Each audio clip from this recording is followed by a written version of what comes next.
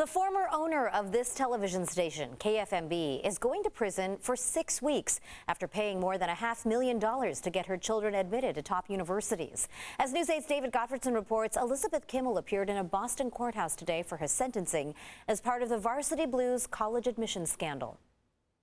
Being in a prison situation for 6 weeks is not easy.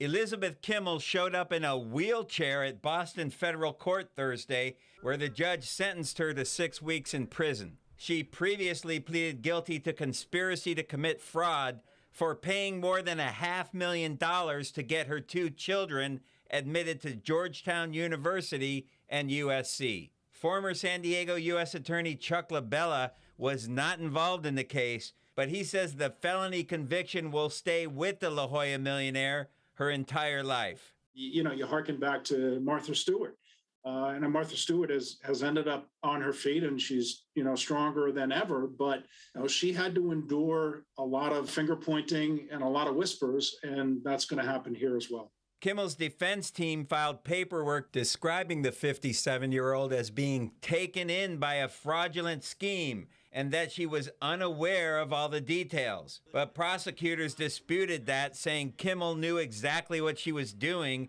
and evidence showed Kimmel tried to cover up her actions, allowing her children to be admitted as athletic recruits in sports they did not play. Just because you've been given a lot and you are privileged, quote unquote, doesn't mean you can sort of overstep and take advantage of other people and jump to the head of the line fraudulently.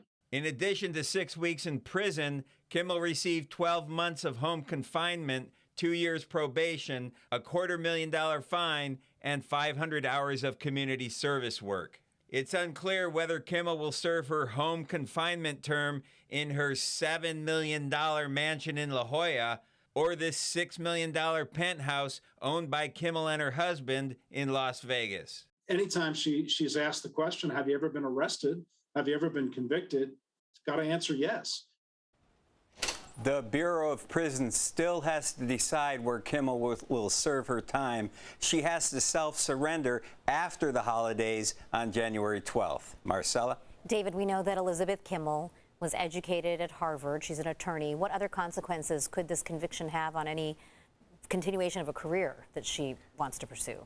She will not be able to vote during her incarceration, but that right can be restored later. She will not be able to own firearms, and records show she made some political donations in the past, but now candidates may be hesitant to accept contributions from a convicted felon.